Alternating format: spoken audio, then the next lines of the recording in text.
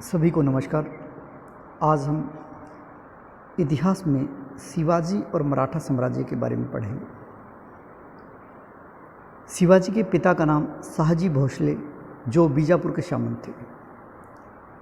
माता का नाम जीजाबाई और शिवाजी का जन्म 20 अप्रैल 1627 को शिवनेरी के पहाड़ी दुर्ग यानी पूना, महाराष्ट्र में हुआ। शिवाजी के पिता जो शहाजी भोसले थे, उन्होंने तुक्काबाई मोहिते नामक स्त्री से विवाह कर लिया था। इस वजह से शिवाजी की माता जीजाबाई उनसे अलग रहने लगी थी। शिवाजी का लालन पालन स्थानीय शिक्षक दादा पूर्णदेव के यहाँ हुआ और जीजाबाई के गुरु थे स्वामी रामदास जी, उनकी देखरेख में हुआ। शिवाजी को अपने पिता की जागीर 12 वर्ष की आयु में प्राप्त हुई। अब जो प्रश्न बनते हैं आरपीएससी में, वो यहाँ से आगे से जो मैटर लिखा हुआ है, जैसे शिवाजी का प्रथम सैन्य अभियान कौन सा था? ये है बीजापुर के विरुद्ध। कब? 1646 में। उस समय बीजापुर के तोरण नामक पहाड़ी किले पर शिवाजी ने अधिकार कर लिया। उस समय वहाँ के शासक थे आदिल शाह। याद रखें, 1646 में बीजापुर के तोरण नामक पहाड़ी किले पर शिवाजी ने अधिकार किया। उसके बाद में रायगढ़ पर अधिकार किया, चाकण का दुर्ग जीता। उसके बाद में 1647 में बारामती, इंद्रपुर, सिंहगढ़, पुरंदर ये दुर्ग भी उन्होंने जीते। 1656 में कोंकण में कल्याण और जावली दुर्ग जीता। उसके बाद में 1659 में बीजापुर के सुल्तान, जो कि शिवाजी के प्रभाव से डर गए थे, तो शिवाजी के प्रभाव को कम करने के लिए अफजल खां नामक सेनापति को शिवाजी का दमन करने के लिए भेजता है बीजापुर के सुल्तान। अब अफजल खां, क्योंकि उसकी अपनी ताकत से वो खुद अपने आप को अच्छा मान रहा है, इसलिए अफजल खां ने कहा कि मैं अपने घोड़े से उतरे बिना ही शिवाजी को बंदी बनाकर ले आऊँगा। ये बात किसने कही? अफजल खां ने। अब अफजल खां शिवाजी से मिलने के लिए कृष्णजी भास्कर को भेजता है संधि प्रस्ताव के लिए। शिवाजी से संधि प्रस्ताव के लिए कृष्णजी भास्कर को भेजता है और शिवाजी और अफजल खां की मुलाकात होती है। उस समय अफजल खां शिवाजी को मारने का प्रयास करता है। उससे पहले ही शिवाजी बगनखा उसके पेट में घुसा देता है और अफजल खां की हत्या कर देता है। अफजल खां हाइट में शिवाजी से काफ़ी बड़े थे, लेकिन अफजल खां अपनी नीति पर कामयाब नहीं हो पाए और शिवाजी के द्वारा मारे गए। उसके बाद में बात करते हैं शिवाजी और मुग़ल। उस समय उत्तर भारत में मुग़लों का साम्राज्य था। मुग़ल बादशाह औरंगजेब, वो अपने मामा शाइस्ता खां को पूना पर अधिकार के लिए भेजा गया था, या यूँ कहे कि पूना पर शाइस्ता खां का अधिकार था। 15 अप्रैल 1663 की बात है, शाम की। शिवाजी अपने 400 सैनिकों सहित शाइस्ता खां के निवास पर पहुंच जाता है और अर्धरात्रि को, रात के समय शाइस्ता खां के डेरे पर हमला कर देता है।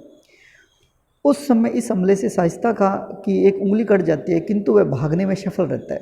यानी शाइस्ता खां है रात को समझ भी नहीं पाता कि क्या हुआ। औरंगजेब शाइस्ता खां की असफलता से प्रसन्न नहीं होता और उसे बंगाल भेज देता है। यानी औरंगजेब है, वो शाइस्ता खां जिस तरह से भाग के आए तो उन्होंने उसको बंगाल भेज दिया। अब शिवाजी का दमन करने के लिए ये कहें कि मुग़ल की ओर से दूसरा प्रयास था, वो शहजादा मुअज़्ज़म और मारवाड़ के जसवंत सिंह को भेजा गया। वो भी असफल रहे। 1664 की बात है, शिवाजी ने सूरत को लूटा। यानी ये कई बार पूछा गया है कि शिवाजी ने सूरत को कब लूटा? 1664 में। तीसरे प्रयास के रूप में हम बात करें, 1665 की बात है। आमेर के शासक थे मिर्ज़ा राजा जयसिंह और उसके सेना नायक थे दिलेर खां ताज खां को भेजा। किसने? मुगलों ने। अब मिर्ज़ा राजा जयसिंह ने कहा कि हम उसे उसे मतलब यहाँ शिवाजी की बात है कि हम उसे वर्त के घेरे की तरह बांध लेंगे। ये किसने कहा? मिर्ज़ा राजा जयसिंह ने। हुआ भी यूँ कि मिर्ज़ा राजा जयसिंह और शिवाजी के मध्य समझौता हो गया, यानी कि संधि करनी पड़ी विवश होकर, और वो संधि का नाम है पुरंदर की संधि। कब हुई? 1665 में। इस पुरंदर की संधि किसके मध्य हुई? मिर्ज़ा राजा जयसिंह और शिवाजी के मध्य। शिवाजी, इस संधि के अनुसार शिवाजी अपने कुल 35 दुर्ग थे शिवाजी के पास, उन 35 दुर्गों में से 23 दुर्ग शिवाजी ने मुगलों को दिए और अपने पास सिर्फ 12 रखे।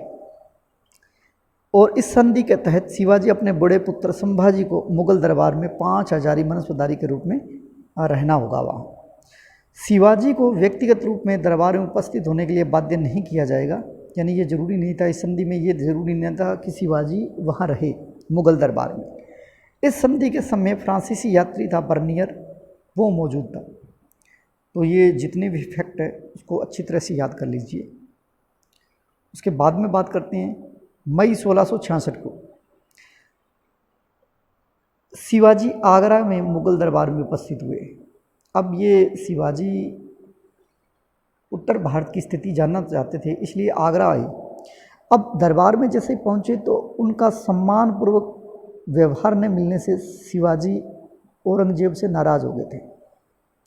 अब जब शिवाजी को सम्मान नहीं मिला तो औरंगजेब से नाराज़ हो गए। ये स्थिति जब औरंगजेब को पता चली तो औरंगजेब ने शिवाजी को जयपुर भवन में बंदी बना लिया गया, यानी शिवाजी को बंदी बना लिया गया। अवसर पाकर जैसे तैसे शिवाजी बंदीगृह से निकल गए और महाराष्ट्र पहुंच गए। 1667 की बात है। जसवंत सिंह की मध्यस्थता से मुगल मराठा संधि हुई। ये कई बार प्रश्न पूछा गया है, मुगल मराठा संधि किसकी मध्यस्थता से हुई? 1667 में जसवंत सिंह की मध्यस्थता। फिर औरंगजेब ने शिवाजी को स्वतंत्र शासक के रूप में स्वीकार कर लिया और उसे राजा की उपाधि दे दी। तो शिवाजी को राजा की उपाधि किसने दी? औरंगजेब ने। 1670 की बात है। शिवाजी ने सूरत को पुनः लूटा। एक तो 1664 में लूटा था पहली बार, उसके बाद में 1670 में लूटा। उसके बाद में बात करते हैं कि शिवाजी का राज्याभिषेक जून 1674 को रायगढ़ में हुआ, क्योंकि शिवाजी का जो राज्याभिषेक है ये 2 बार हुआ है। पहली बार जून 1674 को रायगढ़ में, उस समय जब शिवाजी का जब राज्याभिषेक करवाया गया था उसमें बनारस के गंगा भाट ब्राह्मण और पंडित विश्वेश्वर ने करवाया था। उस समय शिवाजी ने अपने आप को छत्रपति, हिंदू धर्म उद्धारक, गो ब्राह्मण प्रतिपालक आदि उपाधियां धारण की थी। राज्याभिषेक, शिवाजी का राज्याभिषेक हुआ, उसके 12 दिन बाद जीजाबाई की मृत्यु हो गई, यानी जीजाबाई का निधन हो गया। इसलिए शिवाजी ने अपना दूसरा राज्याभिषेक 4 अक्टूबर 1674 को करवाया। 4 अक्टूबर 1674 को, पहले जून 1674 था, अब 4 अक्टूबर 1674 को। उस समय जिसने ये राज्याभिषेक कराया वो तांत्रिक था। उस तांत्रिक का नाम है निश्चलपुरी गोस्वामी। उसके बाद में 1680 में शिवाजी का निधन हो गया। अब शिवाजी की धार्मिक नीति कैसी थी? शिवाजी मुस्लिम प्रजा को भी नमाज की पूरी स्वतंत्रता दे रखी थी शिवाजी ने। उन्होंने केलोजी के बाबा याकूत के लिए भी आश्रम बनवाया था। और एक ये भी है कि कल्याण कविजापुरी के गवर्नर थे मुल्ला अहमद नवायत। उसकी सुंदर पुत्र वधू को मराठा सैनिकों ने लूट के साथ शिवाजी को पेश किया था, लेकिन शिवाजी ने उससे सम्मानपूर्वक बीजापुर के लिए वापस भेज दिया गया। उससे शिवाजी की मान मर्यादा और बढ़ी। आगे बात करते हैं। 1893 में गणेश उत्सव का आयोजन करवाया गया। 1895 की बात है। शिवाजी उत्सव प्रारंभ किया गया। ये लोग मान्य बाल गंगाधर तिलक के द्वारा शिवाजी की स्मृति में। कब से? 1895 से। और 1893 से गणेश उत्सव का आयोजन महाराष्ट्र में होने लगा। शिवाजी की मृत्यु के बाद संभाजी 1680 में शासक बने। शिवाजी की मृत्यु के बाद उसकी पटरानी सोयराबाई अपने पुत्र राजाराम को शासक बनाना चाहती थी, किंतु उस समय संभाजी पन्हाला के किले में कैद थे। रायगढ़ से राजाराम को गद्दी से उतार दिया। कैद से मुक्त होने के बाद राजाराम को गद्दी से उतार दिया और 20 जुलाई 1680 को संभाजी वहाँ के शासक बने। 11 मार्च 1689 को औरंगजेब ने संभाजी और कवि कलश की हत्या कर दी। यानी ये संभाजी के बारे में थोड़ा याद रखना है, क्योंकि जब ये पूछा जाएगा क्रम वाइज जैसे राजा और उनका कार्यकाल, तो हमें पता होना चाहिए कि उसके बाद में 1680 से 89 तक कौन बने, संभाजी बने। उसके बाद में बात करते हैं संभाजी के बाद में राजाराम शासक बने 1689 से 1700 ईस्वी तक। उसके बाद में शिवाजी द्वितीय या यूँ कहें कि ताराबाई, क्योंकि उस समय शिवाजी द्वितीय है, उसकी उम्र 4 वर्ष थी। 1700 ईस्वी में राजाराम की मृत्यु के बाद विधवा ताराबाई ने 4 वर्षीय पुत्र शिवाजी द्वितीय को गद्दी पर बैठाया। उस समय राजाराम की मृत्यु के बाद विधवा पत्नी यानी ताराबाई ने शिवाजी को गद्दी पर बैठाया, शिवाजी द्वितीय को, लेकिन जो प्रशासन है वो अपने हाथ में रखा था। और मुगलों के विरुद्ध उन्होंने रायगढ़, सतारा, सिंहगढ़ ये दुर्ग भी जीते थे। फिर उसके बाद में साहू जी वहाँ के शासक बने ताराबाई के बाद में, या यूँ कहे शिवाजी द्वितीय के बाद में 1707 से 1749 तक। उसके बाद में बात करते हैं शिवाजी का प्रशासन कैसा था। निरंकुश लोक हितकारी था, यानी जो प्रशासन था उसमें सिर्फ पर राजा होता था, और जो शिवाजी का प्रशासन था वो अष्टप्रधान था, यानी 8 मंत्री थे। ये 8 मंत्री कौन कौन थे, क्या इनकी सलाह मानने के लिए राजा बाध्य था या नहीं था? शिवाजी अष्टप्रधान की सलाह मानने के लिए बाध्य नहीं था। ठीक है, ये सलाह दे सकते हैं, लेकिन मानना या न मानना राजा पे डिपेंड था। राजा उस समय वहाँ का शीर्ष में राजा शिवाजी, वहाँ पेशवा बोलते थे। ये अष्टप्रधान जो मंत्री है उनमें पेशवा बोलते थे प्रधानमंत्री को, अमात्य या मजूमदार बोलते थे वित्त मंत्री को, मंत्री या वाक्यानिवास बोलते थे राज्य की जो दैनिक शासन संचालन की गतिविधियां हैं उसको लिपिबद्ध करता था, उन्हें बोलते थे। सचिव या सुरूनविश किसे बोलते थे, जो राजकीय पत्र व्यवहार का कार्य करते थे। दबीर या सुमंत बोलते थे विदेश मंत्री को। सबसे मोस्ट इम्पोर्टेंट बात कि सर ए नौबत किसे कहा जाता था, जो असफ सेना थी उसका प्रधान सेनापति होता था, उसे सर ए नौबत कहा जाता था। आगे वाला आपको पता है कि पंडित धार्मिक कार्य करता हो, जो न्यायाधीश राजा के बाद मुख्य न्यायाधीश होता था। तो मेन इसमें याद करने वाला जो है मेन है, एक तो सर ए नौबत यानी कि असफ सेना का प्रधान सेनापति, दबीर या सुमंत विदेश मंत्री, और मजूमदार वित्त मंत्री, ये याद रखें। उसके बाद में शिवाजी का जो प्रशासन था वो प्रांतीय प्रशासन उसका 4 भागों में विभाजित था। जैसे प्रांत थे वो जिलों में, और जिले के जो अधिकारी थे उसे देशमुख या देश पांडे कहा जाता था। फिर परगनों में विभाजित थे, तालुक में, फिर तरफ, फिर मौजे, यानी परगनों का जो प्रमुख था उसे मामलातदार कहा जाता था, और तरफ के अधिकारी थे उसे कारकुन कहा जाता था, और मौजे थे जो गांव में विभाजित थे उसे गांव का अधिकारी, या जो गांव का अधिकारी था उसे पाटिल कहा जाता था। तो ये प्रश्न बनता है, ये 4 प्रांत थे, 4 प्रांतों में विभाजित था। उनको जैसे प्रांत है वो जिलों में विभाजित थे, तो जिले का अधिकारी क्या कहा जाता था, देशमुख या देश पांडे। परगने थे और परगनों का प्रमुख क्या कहलाता था, मामलातदार, और तरफ थे और तरफ का अधिकारी क्या कहलाता था, कारकुन, और मौजे गांव में विभाजित थे और गांव का अधिकारी क्या कहा जाता था, पाटिल। ये याद रखें। अब बात करते हैं उनका सैन्य प्रशासन कैसा था। सैन्य प्रशासन, पैदल और घुड़सवार दोनों सैनिक थे। अब बात करते हैं जो घुड़सवार असफ सेना है उसकी बात करते हैं। ये 2 प्रकार की, एक तो बारगीर जो नियमित थे, और दूसरा था सिलेदार जो अनियमित थे।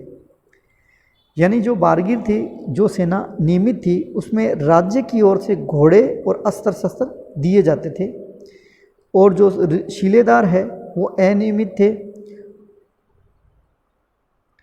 अनियमित थे, उन्हें घोड़े व अस्त्र शस्त्र स्वयं लाने पड़ते थे। लेकिन बारगिर के मुकाबले सीलेदार थे, उनको वेतन अधिक मिलता था क्योंकि वो अपनी तरफ से घोड़े और अस्त्र शस्त्र लाते थे। आगे बात करते हैं। अश्व सेना है, उसे पागा कहा जाता था। अब देखिए, ये प्रश्न बहुत बार आया है कि जो सेना है अश्व सेना, उसमें 25 सैनिकों पे एक हवलदार होता है, याद कीजिए, और 5 हवलदारों पे या यूं कहे 125 सैनिकों पर एक जुमला या जमादार होता है। अब ऐसे ही जुमलादार या जमादार जो 10 आ जाए, यानी 1250 सैनिकों पर 1 हजारी, 1 हजारी याद रह जाएगा, 1000 से ऊपर 1 हजारी, 5000 से ऊपर है 5 हजारी, या 5000 तक है 5 हजारी। अब आप याद तो रखें, एक तो ये 25 सैनिकों पर एक हमलादार है और 5 हमलादारों पर हवलदारों पर 25 सैनिकों पर एक हवलदार और 5 हवलदारों पर एक जुमलादार या जमादार। और सबसे बड़ी बात, समस्त अश्व सेना का जो प्रधान होता है उसे क्या कहा जाता है? सर ए नौबत, जो आपको पहले भी बता चुका। उसके बाद में उनकी पैदल सेना। पैदल सैनिका 10 सैनिकों पर एक नायक होता था, यानी पैदल सेना का सर्वोच्च छोटा से छोटा अधिकारी बोले तो नायक है, और 5 नायकों पर या हम यूँ कहें 50 सैनिकों पर एक हवलदार। ये तो वही बात आ गई, ये देखो 25 सैनिकों पे, यहाँ आगे 50 सैनिकों या 5 नायक और हवलदार। उसके बाद में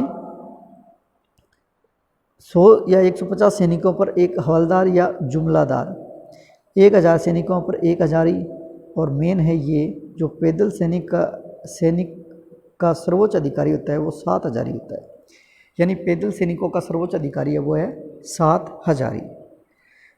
शिवाजी ने एक जहाजी बेड़े का निर्माण करवाया था, वो कहाँ था? कोलाबी में। मोस्ट इम्पोर्टेंट है, ये याद कीजिए, कोलाबी में।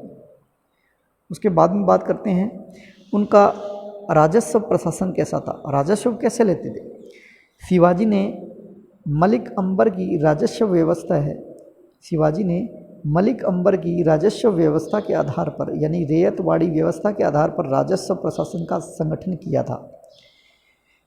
शिवाजी ने भूमि माप के लिए रस्सी की जगह काठी और मानक छड़ी का प्रयोग किया था। लगान के रूप में वो नगद भी लेते थे और अनाज भी लेते थे, यानी दोनों रूपों का प्रयोग करते थे, नगद और अनाज के रूप में। आरंभ में 33% लगान लिया जाता था, बाद में 40% भी है और 2/5 भी कहीं कहीं लिखा हुआ है। अब ये जो लगान है वो चौथ और सरदेशमुखी। चौथ किसे कहते हैं? अब देखिए, मोस्ट इम्पोर्टेंट बात सर देसाई ने कहा है कि विजित क्षेत्र है उनसे जो कर वसूल किया जाता है वो चौथ है, लेकिन अलग अलग परिभाषाएं दी हुई है। रानाडे के अनुसार बाहरी शक्ति से आक्रमण से सुरक्षा के बदले, यदुनाथ कहते हैं कि मराठा आक्रमण से बचने के लिए। लेकिन आप याद रखें, चौथ सर देसाई के अनुसार विजित क्षेत्रों से वसूल किया जाने वाला कर है, और सरदेशमुखी जो है वो नियमित क्षेत्रों से लिया जाने वाला कर है, जो प्रजा से वंशानुगत सरदेशमुख होने के नाते लिया जाता है, जो सीधे राजा के हिस्से में आता है। उम्मीद करता हूँ आपको टॉपिक समझ में आया होगा। जय हिंद, जय भारत।